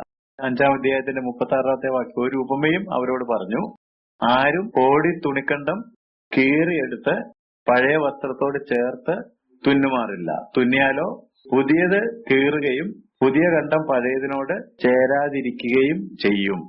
വീണ്ടും അടുത്ത ഉപമ, ആരും പുതുവീഞ്ഞ് പഴയ തുരുത്തിയിൽ പകരുമാറില്ല. പകർന്നാൽ പുതുവീഞ്ഞ് തുരുത്തിയെ പൊളിച്ച് ഒഴുകിപ്പോകും, തുരുത്തിയും നശിച്ചു പോകും. പുതുവീഞ്ഞ് പുതിയ തുരുത്തിയിൽ അത്രേ പകർന്നു വെക്കേണ്ടത് എന്ന് പറഞ്ഞതും ഓർക്കുക. 36, 37 വാക്യങ്ങൾ. ടോട്ടൽ പുതുമ സംഭവിക്കുന്നില്ലെങ്കിൽ അലക്കിന് കീറും എന്നുള്ളത്, ക്രൈസിസിൽ നിലനിൽക്കുകയല്ല, അത് വലഞ്ഞു പോകും എന്നുള്ളത് വ്യക്തമാണ്. അതുപോലെ തന്നെ വീഞ്ഞിനെ കുറിച്ച് നമ്മൾ ചിന്തിക്കുകയാണെങ്കിൽ പുതുവീഞ്ഞ് പഴയ തുരുത്തിയില് ഒഴിച്ചു വെക്കുമ്പോൾ കുറച്ചു നാളത്തേക്ക് സുരക്ഷിതമായിട്ട് ഇരിക്കും. എന്നാൽ വീഞ്ഞിന് ഗ്യാസ് ഉള്ളത് കൊണ്ട് ഫെർമെന്റ് ചെയ്ത് ഗ്യാസ് ഫോം ചെയ്ത് കഴിയുമ്പോൾ അതിനകത്ത് സമ്മർദ്ദം കൂടും. സമ്മർദ്ദം കൂടി കഴിയുമ്പോൾ സമ്മർദ്ദത്തിന്റെ ശക്തിയാൽ തുരുത്തി പൊളിഞ്ഞ് വീഞ്ഞ് ഒഴുകിപ്പോകും. അപ്പൊ ഈ സമ്മർദ്ദം വരും, ക്രൈസിസ് വരും എന്നുള്ള കാര്യം ഓർക്കണം. ക്രൈസിസ് വരും എന്ന് ഓർക്കുകയാണെങ്കിൽ നമ്മൾ പഴയതിനകത്തല്ല പുതിയത് ഒഴിച്ചു വെക്കേണ്ടത്, പുതിയതിൽ തന്നെ ഒഴിച്ചു വെക്കണം. പഴയതുണ്ട്, പക്ഷെ പുതിയ വീഞ്ഞ് പുതിയ തുരുത്തിയിലാണ് വെക്കേണ്ടത്. തുരുത്തിയുടെ ആശയവും വീഞ്ഞിന്റെ ആശയമൊക്കെ പഴയതാണ്, പക്ഷെ അത് പുതുതാക്കപ്പെട്ടെങ്കിൽ മാത്രമേ ഈ രണ്ടും നശിച്ചു പോകാതെ നമുക്ക് സൂക്ഷിക്കുവാൻ കഴിയുകയുള്ളൂ എന്നുള്ള കാര്യം യേശു പഠിപ്പിച്ചു. അപ്പൊ ഇനി യേശു വന്നതിന്റെ കാര്യമൊക്കെ നമ്മൾ പറയുമ്പോൾ വൈദ്യൻ കൊണ്ടുവരുന്ന സൗഖ്യമാകട്ടെ, മണവാളൻ കൊണ്ടുവന്ന സന്തോഷമാകട്ടെ, പുതിയത് കൊണ്ടുവന്ന് രൂപാന്തരപ്പെടുത്തിയതാകട്ടെ, ഇതെല്ലാം എന്തിലേക്കാണ് ഫോക്കസ് ചെയ്യുന്നത്? രക്ഷയിലേക്കാണ്. യേശു എന്തിനാ വന്നത്? നമുക്ക് രക്ഷ തരാനായിട്ടാണ്. അങ്ങനെ രക്ഷ തരാനായിട്ടാണ് യേശു വന്നതെങ്കിൽ അത് താൽക്കാലികമായിട്ടുള്ളൊരു രക്ഷയല്ല. കീറിയത് പുതിയ തുണി വെച്ച് നമ്മൾ തയ്ച്ചു വെക്കുന്നത് പെർമനന്റ് ആണോ? അല്ല, ടെമ്പററി.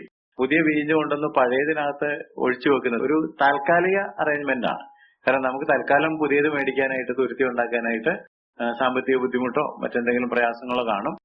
എന്നാൽ രക്ഷ എന്ന് പറയുന്നത് ഒരു താൽക്കാലികമായ കാര്യമല്ല. രക്ഷ എന്ന് പറയുന്നത് സ്ഥിരമായിട്ട് നമുക്ക് നിൽക്കാനായിട്ട് ദൈവം തരുന്ന ഒരു നിലപാടാണ്. അതുപോലെ തന്നെ ഒരു ഭാഗികമല്ല. ചില ഭാഗങ്ങളൊക്കെ രക്ഷയിലേക്ക് വന്നു, ഇനി ബാക്കി ചിലതൊക്കെ വരാനുണ്ട്. അങ്ങനല്ല. രക്ഷ എന്നുള്ള വാക്കിന്റെ അർത്ഥം തന്നെ സമൂലമായിട്ടുള്ള രക്ഷ, ടോട്ടലായിട്ടുള്ള രക്ഷ. എന്റെ ശരീരവും എന്റെ മനസ്സും എന്റെ ആത്മാവും എല്ലാം പുതുക്കത്തിലേക്ക് വരികയാണ്. ആ ശരീരം പുറകെ വരും, അല്ലെങ്കിൽ മനസ്സ് പിന്നെ വരും. അങ്ങനല്ല. അതുകൊണ്ടാണ് ഒരുവൻ ക്രിസ്തുവിലായാൽ അവൻ പുതിയതാണ്, സകലതും എല്ലാം പുതിയതായി. ഇനി കുറച്ചൊക്കെ പുതിയതാകാതിരിക്കുന്നില്ല. എല്ലാം അത് താൽക്കാലികമല്ല, അത് ഭാഗികമല്ല, അത് അവ്യക്തവുമല്ല. കാരണം എന്താണെന്ന് ചോദിച്ചാൽ ഈ രക്ഷ എവിടെ കിട്ടും? രക്ഷ മതത്തിൽ കിട്ടുകയല്ല, രക്ഷ യേശുക്രിസ്തുവിൽ മാത്രമേ കിട്ടുകയുള്ളൂ.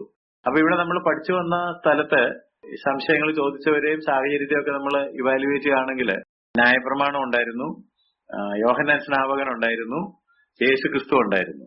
പഴയത് ന്യായപ്രമാണം, പിന്നെ ഇടയ്ക്ക് പരിഷ്കർത്താവായിട്ട് വന്ന യോഹന്നാൻ സ്നാപകൻ ഉണ്ടായിരുന്നു, പിന്നെ രൂപാന്തരത്തിന് വന്ന യേശുക്രിസ്തു ഉണ്ടായിരുന്നു. അപ്പൊ ഇതെല്ലാം കൂടെ നമ്മൾ എടുക്കുകയാണെന്നുണ്ടെങ്കിൽ എവിടുന്ന രക്ഷ വരുന്നതെന്ന് ചോദിച്ചാല് യേശുക്രിസ്തുവും മോശയും കൂടെ ചേരുമ്പോഴല്ല, യേശുക്രിസ്തുവും യോഹന്നാൻ സ്നാപകനും കൂടെ ചേരുമ്പോഴല്ല, ജീസസ് പ്ലസ് നത്തിങ്. യേശുവിന്റെ കൂടെ ഒന്നും ചേരാനില്ല, ഒന്നും ചേർക്കാനും ഒക്കുകയല്ല.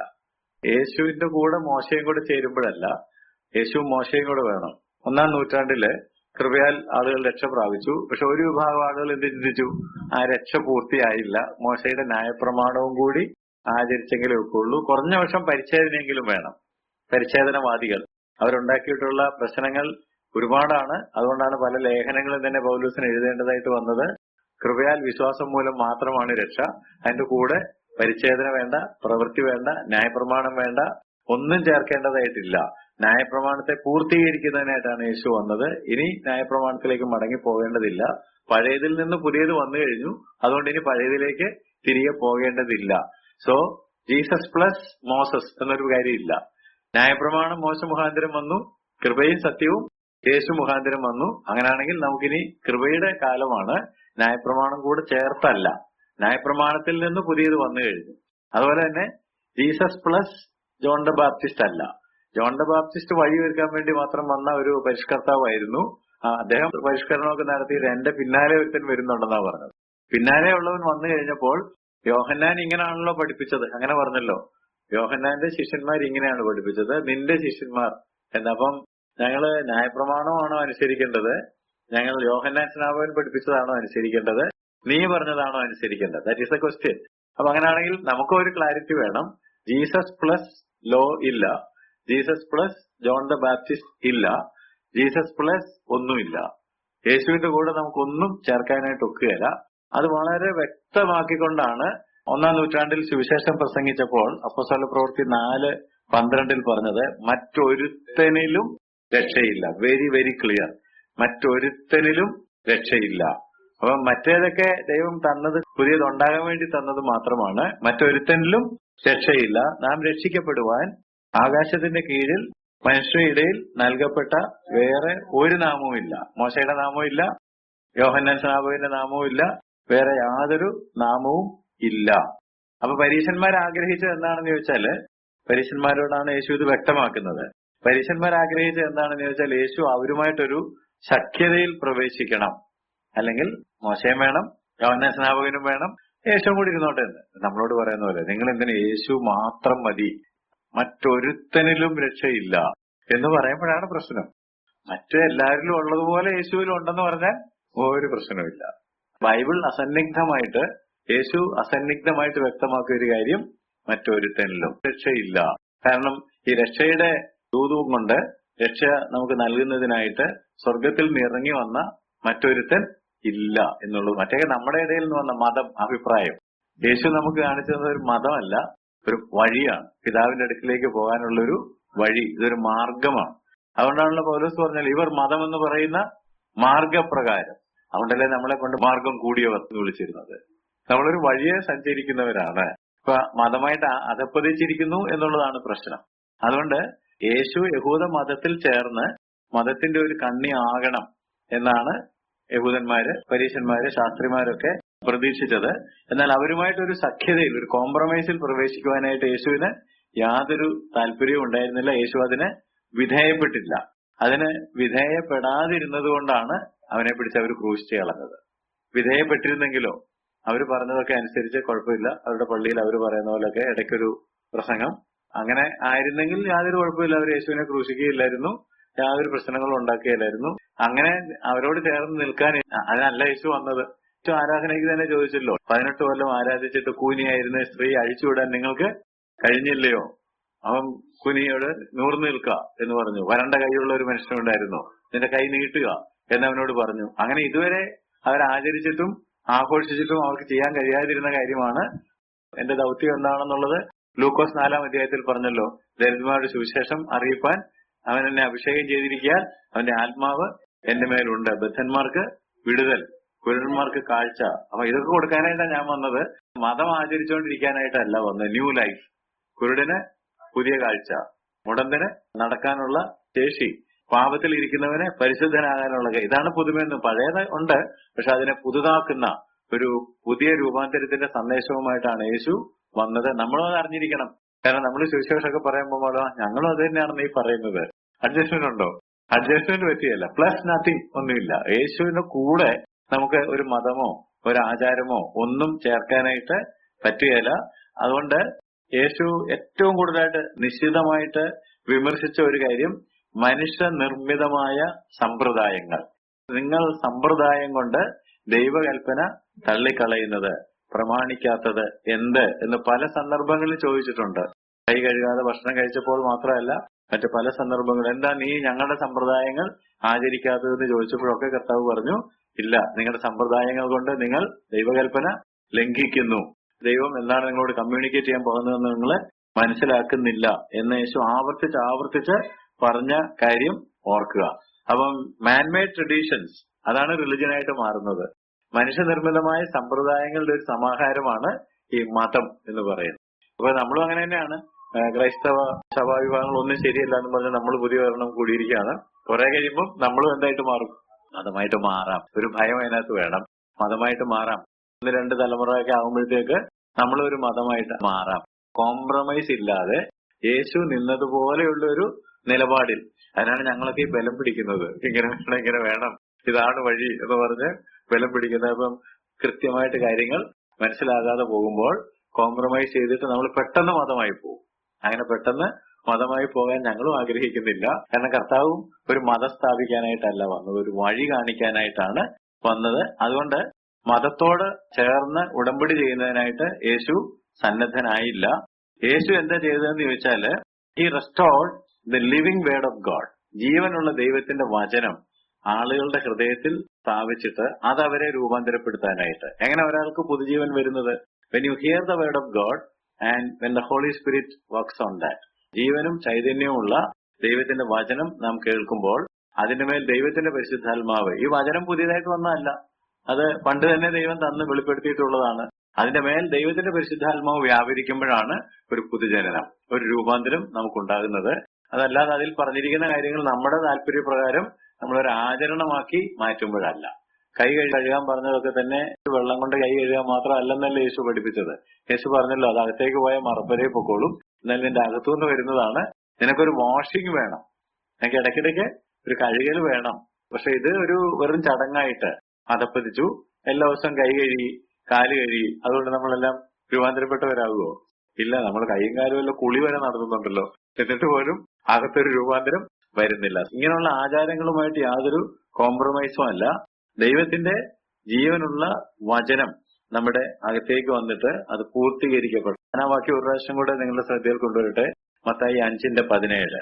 മത്തായി 5:17 യേശു പറഞ്ഞു, ഞാൻ ന്യായപ്രമാണത്തെയോ പ്രവാചകന്മാരെയോ നീക്കേണ്ടതിന് വന്നു എന്ന് നിരൂപിക്കരുത്. ന്യായപ്രമാണം ദൈവത്തിന്റെ വചനമാണ്. അത് ആത്മീയമാണ്, നല്ലതാണ്, ന്യായമാണ്, വിശുദ്ധമാണ്. അപ്പൊ ദൈവം തന്നതൊന്നും അശുദ്ധവും വേണ്ടാത്തതൊന്നും അല്ല. അപ്പൊ അതിനെ നീക്കിക്കളയാനല്ല വന്നത്. പിന്നെ എന്തിനാ വന്നത്? നീക്കുവാനല്ല, നിവർത്തിപ്പാനത്രേ. അപ്പൊ ആ വചനം നമ്മുടെ ജീവിതത്തിൽ നിവർത്തിക്കപ്പെടുമ്പോഴാണ് രൂപാന്തരം വരുന്നത്. When the word is fulfilled in you. ചക്കക്കുരുവിന്റെ ദൗത്യം ഫുൾഫിൽഡ് ആകുന്ന എപ്പോഴാ? When it is planted and when a tree comes out. ഏതെങ്കിലും ഒരു വിത്ത് അതിന്റെ ദൗത്യം പൂർത്തീകരിക്കുന്നത് അത് നട്ടിട്ട് അതിൽ നിന്നൊരു പുതിയ ചെടി, ഒരു പുതിയ മരം പുറത്തേക്ക് വരുമ്പോഴാണ്. അല്ലാതെ എന്തെങ്കിലും വിത്തുണ്ടെന്നും പറഞ്ഞുകൊണ്ടിരുന്നാൽ ആ വിത്തിന്റെ ദൗത്യം പൂർത്തീകരിക്കപ്പെടുന്നില്ല. മതം ചെയ്യുന്നത് അതാണ്. ഞങ്ങളുടെ ന്യായപ്രമാണമുണ്ട് എന്ന് പറഞ്ഞുകൊണ്ടിരിക്കുന്നു, പക്ഷെ ആ ന്യായപ്രമാണം നിവർത്തിക്കപ്പെടുന്നില്ല. നിവർത്തിക്കപ്പെടണമെങ്കിൽ അത് നിലത്തിട്ടിട്ട് അതിന്റെ മേൽ വെള്ളവും വെളിച്ചമൊക്കെ വന്നിട്ട് അത് ജീവനായിട്ട്, പുതുജീവനായിട്ട്. അപ്പൊ അതിനാണ് യേശു വന്നത്. അതുകൊണ്ടാണ് യേശു വന്നതിനെ കുറിച്ച് യോഹന്നാൻ എഴുതിയപ്പോൾ 1-ാം അധ്യായത്തിന്റെ 14-ാം വാക്യത്തിൽ പറഞ്ഞു, വചനം ജഡമായി തീർന്നു. വചനം ജഡമായി തീർന്നു, കൃപയും സത്യവും നിറഞ്ഞവനായി നമ്മുടെ ഇടയിൽ വാർത്തു. മനുഷ്യരുടെ ഒരു വലിയ പ്രശ്നം, നേരത്തെ പറഞ്ഞത് മനുഷ്യർ ചേഞ്ച് ചെയ്യാൻ സ്ലോ ആണെന്നാ പറഞ്ഞത്. എന്തുകൊണ്ടാണ് ഈ ചേഞ്ച് ചെയ്യാൻ സ്ലോ ആകുന്നത്? We resist change. മാറ്റത്തെ നമ്മൾ എപ്പോഴും എതിർക്കുന്നു, ഇഷ്ടപ്പെടുന്നില്ല. വലിയ മാറ്റങ്ങളൊന്നും നമുക്ക് ഇഷ്ടമില്ല എന്നുള്ളത് കൊണ്ടാണ് വി റെസിസ്റ്റ് ചേഞ്ച്. ആദ്യം ഇരുന്ന പോലൊക്കെ തന്നെ ഇരിക്കണം. മിക്കവാറും സഭകളും ആഗ്രഹിക്കുന്ന അങ്ങനെയാണ്. എപ്പോഴും കൊണ്ടാണല്ലോ ഓൾഡ് ഈസ് ഗോൾഡ് എന്നൊക്കെ പറഞ്ഞ് പണ്ടിരുന്നത് പോലെ തന്നെ ഇരിക്കണം എന്നുള്ളൊരു ആഗ്രഹത്തിൽ പഴമയിലേക്ക് മടങ്ങിപ്പോകാനുള്ള, പഴയതായിട്ട് തന്നെ ഇരിക്കാനുള്ള ഒരു ആഗ്രഹം മനുഷ്യരുടെ ഒക്കെ ഉള്ളിൽ ഉത്കടമാണ് എന്നുള്ള കാര്യം നമ്മൾ അറിഞ്ഞിരിക്കണം. അതുകൊണ്ട് സഭകൾ എങ്ങനെയാണ് പ്രവർത്തിക്കേണ്ടത് എന്ന് ചോദിച്ചാൽ, സഭകൾക്കുള്ള ടെൻഡൻസി പഴയതായി പോകാനാണ്. നമുക്കൊക്കെ ആ ഭീഷണിയുണ്ട്. കുറച്ച് കഴിയുമ്പോഴത്തേക്ക് ഇത് പഴകിപ്പോയിട്ട് പഴയതായി പോകും. എന്നാൽ യേശുക്രിസ്തു നമ്മളെ പഠിപ്പിക്കാൻ ഉദ്ദേശിച്ചത് എന്താണെന്ന് ചോദിച്ചാൽ, സഭകൾ രൂപാന്തരം നൽകുന്ന, പുതുമ നൽകുന്ന കൂട്ടായ്മകൾ. പുതുമ നൽകുന്ന പറഞ്ഞാൽ തെറ്റിദ്ധരിക്കരുത്, അതല്ലേ ന്യൂജൻ ഒക്കെ. അതല്ല, നമ്മുടെ ജീവിത രൂപാന്തരം നൽകുന്ന, പുതുജീവൻ പകരുന്ന, ജീവനിൽ മുന്നേറുന്ന, ജീവനിൽ നിന്ന് ജീവനിലേക്ക് മുന്നേറുന്ന ട്രാൻസ്ഫോമിംഗ് ഫെലോഷിപ്സ് എന്ന് വേണമെങ്കിൽ പറയാം. രൂപാന്തരപ്പെടുത്തുന്ന കൂട്ടായ്മകളായിട്ട് ഇരിക്കുന്നതിനായിട്ടാണ് നമുക്ക് ദൈവം ദൗത്യം തന്നിരിക്കുന്നത്. പക്ഷെ പലപ്പോഴും സഭകൾ ശ്രദ്ധ കേന്ദ്രീകരിക്കുന്നത് പഴമയോട് അനുരൂപപ്പെടുന്നതിനാണ്. പണ്ട് കേട്ടിട്ടുള്ള പഴയ ആശയങ്ങളൊക്കെ, വായിച്ച പഴയ അനുഭവങ്ങളൊക്കെ നമ്മളിങ്ങനെ വെച്ചിട്ട് പഴമയോട് അനുരൂപപ്പെട്ടു പോകാനായിട്ടാണ് പലപ്പോഴും നാം ആഗ്രഹിക്കുന്നത്. എന്നാൽ ദൈവം ആഗ്രഹിക്കുന്നത് രൂപാന്തരത്തിന്റെ പുതുമയാണ്. ആത്മാവ് സഭകളുടെ മേൽ കാറ്റ് വീശുന്നത് പോലെ വീശുമ്പോൾ അത് രൂപാന്തരത്തെ കൊണ്ടുവരും. പെട്ടെന്ന് ട്രാൻസ്ഫോംഡ് ആയി. ഭയങ്കര ഭീരുവായിരുന്ന പത്രോസിനെയൊക്കെ പരിശുദ്ധാത്മാവിന്റെ കാറ്റടിച്ചപ്പോഴത്തേക്ക് ധീരനാക്കി മാറ്റിയതുപോലെ അവിശ്വാസികളെ വിശ്വാസികളാക്കി മാറ്റുവാനും ഒക്കെ ഈ വചനവും ആത്മാവുമാണ്. അപ്പൊ പിന്നെ നമുക്ക് അന്യാഗ്നി കത്തിക്കാൻ ഒക്കുകയില്ല, അനുകരണാഗ്നി കത്തിക്കാൻ ഒക്കുകയില്ല. എന്ന് പറഞ്ഞ രണ്ട് സാധനങ്ങൾ ശ്രദ്ധിക്കണം: അന്യാഗ്നി, അനുകരണാഗ്നി. പഴയ നിയമത്തിലേക്ക് പോയിട്ട് ലേവ്യ പുസ്തകവും സംഖ്യാപുസ്തകവും ഒക്കെ വായിക്കുകയാണെങ്കിൽ ചിലത് അന്യാഗ്നി കത്തിച്ചതിനെ കുറിച്ച്. ലേവ്യ പുസ്തകം 10-ാം അധ്യായത്തില് അനന്തരം അഹരോന്റെ പുത്രന്മാരായ നാദാബും അബീഹുവും ഓരോ ധൂപകലശം എടുത്ത് അതിൽ തീയിട്ട് അതിന്മേൽ ധൂപവർഗം ഇട്ടു. അങ്ങനെ തങ്ങളോട് കൽപ്പിച്ചതല്ലാത്ത അന്യാഗ്നി യഹോവയുടെ സന്നിധിയിൽ കൊണ്ടുവന്നു. ഉടനെ യഹോവയുടെ സന്നിധിയിൽ നിന്ന് തീ പുറപ്പെട്ട് അവരെ ദഹിപ്പിച്ചു കളഞ്ഞു. അവർ യഹോവയുടെ സന്നിധിയിൽ മരിച്ചുപോയി. അപ്പൊ അന്യാഗ്നി പാടില്ല. യഥാർത്ഥത്തിലുള്ള പരിശുദ്ധാത്മാവിന്റെ അഗ്നി മാത്രമേ പാടുള്ളൂ. സംഖ്യാപുസ്തകത്തിലേക്ക് വരുമ്പോൾ അനുകരണാഗ്നിയുണ്ട്. നിന്നെ മാത്രമേ വിളിച്ചുള്ളൂ, ഞങ്ങളെയും. അപ്പോഴാണ് ദൈവം പറഞ്ഞു, അങ്ങനെ സംശയമുള്ളവരൊക്കെ ഒരു വടി കൊണ്ടുവരട്ടെ, എന്റെ പേര് അതിൽ എഴുതട്ടെ. ഞാൻ ഇടയ്ക്കിടയ്ക്ക് പറയാറുണ്ടല്ലോ, ആത്മീയത അനുകരണമല്ല, ആചരണമല്ല എന്ന് പറയാറുണ്ടല്ലോ. ആത്മീയത എന്ന് പറയുന്നത് നമ്മൾ ഏതെങ്കിലും ഒരാളെയോ ഒരു ഗ്രൂപ്പിനെയോ അനുകരിക്കുന്നതും കുറെ കാര്യങ്ങൾ ആചരിക്കുന്നതും അല്ല. പിന്നെന്താ ദൈവം നമ്മളിൽ നിന്ന് പ്രതീക്ഷിക്കുന്നത്? റോമാലേഖനം 6:4 നാം വായിക്കുന്നു, നാം എപ്പോഴും ജീവന്റെ പുതുക്കത്തിൽ നടക്കണം. നാം എപ്പോഴും ജീവന്റെ പുതുക്കത്തിൽ നടക്കണമെന്നുള്ളതാണ് walk in the newness of life. ജീവന്റെ പുതുക്കത്തിൽ നടക്കുന്നതിനായിട്ടാണ് ദൈവം നമ്മളെ വിളിച്ചിരിക്കുന്നത്. എന്ന് പറഞ്ഞാൽ ഒരു ഫ്രഷ്, ഒരു വൈറ്റൽ, സജീവമായിട്ടുള്ള, പുതുതായിട്ടുള്ള എക്സ്പീരിയൻസ് കർത്താവായ യേശു ക്രിസ്തുവുമായിട്ട് ഓരോ ദിവസവും നമുക്ക് വേണം. അതുകൊണ്ടാണ് ഈ രാവിലെ ഡിവോഷൻ എടുക്കണം എന്നൊക്കെ പറയുന്നത്. എല്ലാ ദിവസവും ഡിവോഷൻ എടുക്കണം, വചനവുമായിട്ട് കുറച്ച് സമയം ഇരിക്കണം, പ്രാർത്ഥിക്കണം. അപ്പൊ ചിലപ്പം കുറെ കഴിയുമ്പോൾ ആളുകൾ ചോദിക്കും, ഇതൊക്കെ ചെയ്ത് ഞങ്ങൾ മടുത്തു, ബൈബിള് തന്നെ ഇപ്പൊ എത്ര പ്രാവശ്യം വായിച്ചു, ഇനി എന്തിനാ ഇത് വായിക്കുന്നത്, ഇനി ഇരിക്കണം എന്ന് പറഞ്ഞാൽ എവിടെ നേരം എന്നൊക്കെ ചോദിച്ചാൽ ഉത്തരം ഇതാണ്: we need A vital and fresh experience with Jesus every day. ഓരോ ദിവസവും കർത്താവിന്റെ മുമ്പിൽ പോയിരുന്ന് അവനുമായിട്ട് രാവിലെയോ വൈകിട്ടോ എപ്പോഴെങ്കിലും ഒരു പുതിയ അനുഭവത്തിലേക്ക് പ്രവേശിച്ചെങ്കിൽ മാത്രമേ ഈ പുതുജീവൻ നമുക്ക് നിലനിർത്തുവാനും ജീവന്റെ പുതുക്കത്തിൽ നമുക്ക് നടക്കുവാനും കഴിയുള്ളൂ. അതുകൊണ്ട് എപ്പോഴും ഓർത്തിരിക്കേണ്ട ഒരു കാര്യം, we need something old and we need something new. Something old and something new. പഴയതും വേണം, അത് പുതിയതായിക്കൊണ്ടിരിക്കുകയും വേണം. പഴയ പഠിച്ച വചനങ്ങളും പഠിച്ച കേട്ട പ്രസംഗങ്ങളും എല്ലാം തള്ളിക്കളയണമെന്നല്ല, അതെല്ലാം വേണം. പക്ഷെ അത് പുതിയതാകണമെങ്കിൽ പരിശുദ്ധാത്മാവിന്റെ കാറ്റ്, അഗ്നി അതിന്റെ മേൽ ആവസിക്കുമ്പോഴാണ് അത് പുതിയതായിട്ട് മാറുന്നത്. കാരണം the new grows out of the old. പഴയതിൽ നിന്നാണ് പുതിയത് വരുന്നത്. അത് കർത്താവായ യേശു ക്രിസ്തുവിന്റെ രൂപാന്തരപ്പെടുത്തുന്ന ശക്തിയാലാണ് പുതുമയായിട്ട് നമ്മുടെ ഉള്ളിൽ രൂപാന്തരപ്പെടുന്നത് എന്നുള്ള കാര്യം മറക്കരുത്. അതുകൊണ്ട് പഴകിപ്പോകാനുള്ള ടെൻഡൻസി ഉണ്ട്, നമുക്ക് പാച്ച് ചെയ്യാനുള്ള ടെൻഡൻസിയും ഉണ്ട്. അതുകൊണ്ടാണ് ഈ പുതിയ പ്രസംഗത്തിൽ നമ്മൾ ഒത്തിരി ആഗ്രഹിക്കുന്നത്. ഈ ഏതൻസിലുള്ളവരുടെ പ്രോബ്ലം അതായിരുന്നു, അവർക്ക് വല്ല പുതുമയും കേൾക്കാനല്ലാതെ ഒന്നിനും താല്പര്യം ഉണ്ടായിരുന്നില്ല. നമ്മുടെ എല്ലാം ടെൻഡൻസിയാണ്. ആ വാക്യത്തിന് അങ്ങനെ ഒരു അർത്ഥം ഉണ്ടെന്ന് ഞാൻ ഇപ്പോഴാണ് കേട്ടതെന്ന് പറഞ്ഞാൽ ഭയങ്കര സംഭവമായി. എന്നാൽ നമ്മളെ മനസ്സിലാക്കിയ ഒരു കാര്യം തന്നെ ഒന്നുകൂടെ കേൾക്കുന്നതുകൊണ്ടും കുഴപ്പമൊന്നുമില്ല. കാരണം ആ പുതുമ നിലനിൽക്കണമെന്നുണ്ടെങ്കിൽ പഴയത് ദിവസവും പുതിയതായിട്ട് നമ്മുടെ ഉള്ളിൽ ഇങ്ങനെ വ്യാപരിച്ചുകൊണ്ടിരിക്കണം. അങ്ങനെ ജീവന്റെ പുതുക്കത്തിൽ നടക്കണം. പുതിയ പുതിയ കാര്യങ്ങൾ അറിയുന്നതല്ല, നമ്മുടെ ജീവൻ പുതുക്കപ്പെടണം, ജീവിതം നവീകരിക്കപ്പെടണം. വ്യത്യാസം മനസ്സിലാവുന്നുണ്ടോ? പുതിയ കാര്യങ്ങൾ കേൾക്കുന്നതിന് സഹായകമാകുമെങ്കിലും ഒക്കെ, പക്ഷെ പഴയതാണെങ്കിലും നമുക്ക് ഒരു പുതിയ അർത്ഥത്തിൽ, ഒരു പുതിയ ലെവലിൽ അത് കാണാൻ സാധിക്കുമ്പോൾ എന്നെ ജീവന്റെ പുതുക്കത്തിൽ നടക്കുവാൻ അത് സഹായിക്കും. അതുകൊണ്ട് കർത്താവ് പറഞ്ഞ ഈ 3 ഉപമകളുടെയും അർത്ഥം ഈ ഒരൊറ്റ കാര്യമാണ്: മതത്തിലേക്ക് പോകാതെ പുതുമയിലേക്കും രക്ഷയിലേക്കും മുന്നേറുവാനായിട്ട് അവൻ മാത്രം മതി. അവനാണ് ജീവന്റെ വചനം, ജഡമായി തീർന്ന വചനം അവനാണ്. അവൻ നമ്മിൽ വസിക്കുമ്പോൾ അത് ദിവസം പ്രതി പുതുക്കപ്പെട്ടുകൊണ്ടിരിക്കും. അങ്ങനെ തേജസ്സിന്മേൽ തേജസ് പ്രാപിച്ച് അതേ പ്രതിമയായി രൂപാന്തരപ്പെടുവാൻ അവൻ നമ്മെ സഹായിക്കും. അല്ലെങ്കിൽ ഈ പഴയതിനെ ഹീൽ ചെയ്യാൻ സഹായിക്കുന്ന വൈദ്യൻ, പഴയതിൽ നിന്ന് പുതിയ വീടുണ്ടാക്കുന്ന മണവാളൻ, അവരുടെ രീതിയിൽ അങ്ങനെയാണ്. കാരണം ഒരു പുതിയ വീട് ഉണ്ടാക്കിയെങ്കിലേ മണവാളിനെ കല്യാണം കഴിക്കാൻ പറ്റുള്ളൂ, നമ്മളെ പോലെയല്ല. അതുപോലെ തന്നെ നമ്മളെ സമൂലമായിട്ട് രൂപാന്തരപ്പെടുത്തുന്ന യേശുക്രിസ്തു പാച്ച് വർക്ക് അല്ല, അവിടെ ഇവിടെയൊക്കെ ഏച്ചു പിടിപ്പിക്കുകയല്ല, എല്ലാം പുതുതാക്കുന്ന.